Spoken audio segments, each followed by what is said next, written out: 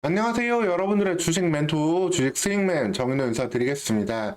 오늘 시간도 핵심만 쏙쏙 뽑아서 종목에 대한 내용 쉽게 풀어드릴 테니까 여러분들은 영상 편안히 보시면서 투자 대응해 가시면 되겠습니다. 영상 보시면서 구독과 좋아요도 한 번씩 눌러주시면 감사하겠습니다. 오늘 같이 살펴볼 종목은 아시아나 IDT가 되겠는데요. 이 대한항공과 아시아나항공이 인수합병을 통해 가지고 하나의 회사가 된다면 여기에서 가장 큰 수혜를 볼 수 있는 곳으로 기대를 받고 있는 기업이 되겠습니다. 그래서 이 인수합병 시 이슈에 따라서 주가가 상당히 상승 그리고 지연될 때 좀 하락이 되기도 했는데요. 현재 이 양사의 합병이 이제는 EU, 미국, 일본의 승인만 남은 상황입니다. 이 가운데 EU의 승인이 2월 달까지 조금 기대되는 과정에서 아시안 IDT의 주가는 다시 한번 상승 모멘텀을 그려볼 수 있다라고 보시면 되겠습니다. 근데 아시안 IDT가 왜 이렇게 기대감을 받느냐, 이 부분도 오늘 말씀을 드릴 건데요. 먼저 주가적인 측면 살펴본다면은 이 대한항공과 아시아나항공의 합병 이슈가 나올 때 주가는 4만 원대까지 고가를 기록을 했습니다. 이후에 해당 이슈가 지연되면서 그게 하락을 하고 연초에 다시금 거래가 붙고 있는 모습이다라고 보시면 되겠습니다. 작년 연말부터 조금 거래 들어오면서 다시 한번 추세가 전환되고 있죠. 이 이유는 이제 2월 14일까지 EU에서 이제 대한항공의 아시아나항공 인수에 대해서 승인을 해줄지를 결정을 할 텐데 이에 대한 가능성이 조금 더 높아져 있다라고 보시면 되겠습니다. EU 승인 받게 되면 사실 실질적으로는 남은 건 미국 승인밖에 없기 때문에 조금 더 합병에 가까워지고 아시안 IDT의 그 수혜 가능성을 볼 수 있다라고 보시면 되겠습니다. 여기에 대해서 이제 EU 측에서 몇 가지 좀 요구를 했던 부분이 있어요. 이제 대한항공의 화물 사업 부분은 좀 떼어내라. 그리고 대한항공과 아시아나항공이 갖고 있던 이 겹치는 유럽발 노선들, 겹치는 해외 노선들은 어떻게 정리를 할 것이냐. 뭐 이런 부분들에 대한 요구를 계속해서 했었거든요. 화물산업 부분과 그 다음에 노선 중복 여부.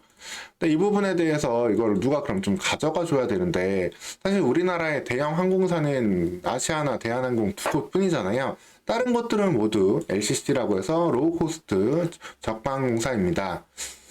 근데 이 저가항공사들은 사실 코로나 때 정말 큰 폭의 좀 위기를 겪었고 정말 거의 뭐 문 닫을 정도로 어려웠었는데 다행히 이 기업들이 실적이 빠르게 회복을 했어요.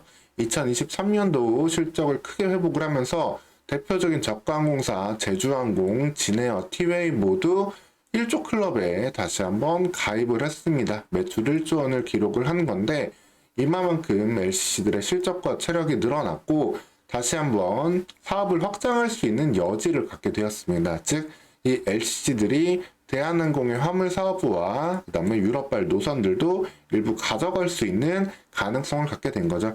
사실 어떻게 보면 LCC들 입장에서도 이건 위기이자 기회가 됐어요. 사실 좀 무분별하게 저가항공사들이 늘어나기도 했었는데 코로나 전에 여기에서 좀 약해지는 곳들은 처리가 되고 어떻게 보면 저가항공사도 좀 이제 강자들 위주로 재편이 됐다라고 보시면 되겠습니다. 과도한 좀 경쟁에서 이제 안정감을 갖게 됐고 그러다 보니까 이 저가항공사들 중에서 이 부분을 지금 가져갈 수 있는 모습이 나왔어요. 그래서 아시아나의 이 화물 사업 부분을 제주항공이 가져갈 수 있다라는 쪽으로 지금 이야기가 나오고 있고 이게 EU가 요구했던 부분 중에 하나였거든요. 이 부분을 좀 분리 매각을 해라. 근데 여기에 대해서 좀 적합한 입찰자가 나온 상황이다라고 보시면 되겠습니다. 사실 제주항공 말고 다른 뭐 에어프레미아, 뭐 에어 인천, 이스타항공 이런 곳들은 그만큼 가져갈 경치가 안 되거든요. 덩치가 안 되는 곳이 좀 제주항공으로 대체될 수 있고 그 다음에 이 대한항공과 아시아나의 유럽 노선 같은 경우도 TA가 가져가게 되면은 이 부분에 대해서도 우려를 좀 해결할 수 있는 상황으로 전개가 되고 있습니다. 즉 EU에서 이제 대한항공과 아시아나항공이 합병을 할 때 좀 요구하는 부분을 어느 정도 이제는 좀 맞출 수 있다라고 보시면 되겠습니다. 그래서 이게 2월 14일까지였기 때문에 이 부분에 대해서 좀 이제는 기대감을 가져볼 수 있는 상황으로 좀 바뀌어볼 수 있다라고 보시면 되겠습니다. 그리고 이후에는 이제 미국 같은 경우도 일단 EU 쪽에서 승인을 받게 되면은 미국도 미국이 요구하는 일부 조건들 그 부분 좀 맞춰주면 될 수 있고, 일본 같은 경우는 사실 이렇게 EU랑 미국이 다 승인을 해준다면은 일본 쪽에는 더욱더 쉽게 좀 될 수 있는 부분이 크겠죠. 그러다 보니까 가장 큰 관건이자 트리거인 EU 쪽 승인을 받아내는 게 핵심이었는데, 그 부분이 지금 곧 될 수 있는 상황이고, 다시 한번 주가의 기대감으로 반영되고 있다라고 보시면 되겠습니다. 그래서 계속해서 이 주가는 이 박스권 내에서 1월 말 2월 초까지는 좀 움직일 수 있을 거예요. 그러다가 EU 쪽 승인이 되는 그 시점을 바탕으로 해서 2만원 선 돌파할 때는 빠르게 주가의 상승을 한 단계 기대해 볼 수 있겠습니다.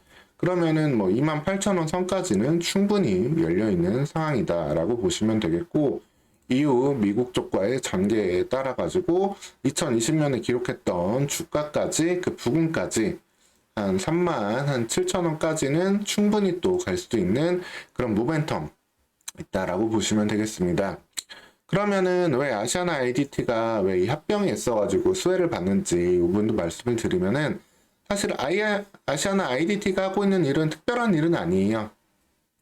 흔히 이제 삼성 SDS처럼 IT 서비스를 제공을 하고 있습니다. 기업의 IT 전산망 유지 보수, 컨설팅 이런 사업들을 진행을 하고 있는데, 이 사업들 자체만으로는 사실 특별한 성장성이 있는 사업은 아니잖아요. 사실 이런 기업들이 보면은 기존의 일종의 조그만 기업일 때 전산실들이 좀 확장된 그런 기업일 뿐입니다. 하지만 여기 핵심이 되는 거는 아시아나 그룹에서도 아시아나 IDT가 이 사업을 하고 있지만, 대한항공 쪽에서도 관련된 일을 한진정보통신이 하고 있어요. 근데 중요한 게 한진정보통신보다 아시아나 IDT의 매출 규모와 사업 규모가 더 큽니다. 1년에 1,300억 정도 버는 게 매출을 내는 게 한진정보통신이면은, 아시아나 IDT 같은 경우에는 1년에 1,800억 가까운 매출을 내고 있기 때문에 아시아나 IDT가 이 한진정보통신을 흡수합병할 수 있다는 기대감이 있는 거고, 관련해서 충분한 규모의 성장을 기대해 볼 수 있겠습니다. 물론 두 양사 간의 일종의 카니발레이제이션, 좀 일종의 좀 겹치는 부분들에 있어가지고 매출이 감소할 수 있는 부분, 이런 부분들에 대한 우려가 있긴 하지만, 기본적으로 회사의 덩치가 한 단계 커질 수 있는 부분이기 때문에 합병으로 인한 단기적 모멘텀은 충분히 있다. 그리고 합병 이후에는 아무래도 주가가 이제 관심에서 멀어지고, 또 그 부분에 대한 내부 재정리 이런 이슈가 필요하기 때문에 주가가 또 조정에 들어갈 수도 있겠지만, 현재처럼 대한항공과 아시아나항공의 합병이 이슈화되는 시점, 그리고 1월, 2월 연초에 좀 대형주들이 조금씩 쉬어가는 이런 조정이 나오는 시점에 아시아나 IDT는 충분히 매력적인 보조적인 투자 대안으로도 한 2주에서 한 달 정도를 보는 투자 대안으로 활용할 가치는 충분히 있다라고 보시면 되겠습니다. 그래서 양사가 왜 합병을 하는데 왜 아시아나 IDT가 상한가를 가고 왜 오를까 궁금도 하셨을 건데요. 결론은 한진정보통신을 흡수해서 덩치를 늘릴 수 있다는 부분이 주요하고, 다만 이에 대한 실질적인 이익은 추후에 좀 따져봐야 되기 때문에 합병 이슈가 좀 나올 때 그거를 좀 단기 스윙 모멘텀으로 활용하는 그런 대안이다 라고 좀 보시면 되겠습니다. 그래서 지금이 좀 중요한 지금 포인트예요. 전체적으로 지금 유럽, EU에 대한 승인이 가능성이 좀 계속해서 나오고 있는 상황 속에서 우리나라 LCC 업체들이 이 요건을 맞춰줄 수 있는 체력을 갖춰놓은 시기이기 때문에 충분히 1월부터 2월 초까지 관련된 모멘텀 주가에 반영될 수 있다라고 보시면 되겠습니다. 오늘 시간 이렇게 아시아나 IDT에 대해서 좀 핵심적인 내용들 다시 한번 말씀을 드렸고요. 추가적으로 나오는 이슈들도 파악해서 전달 드리도록 하겠습니다.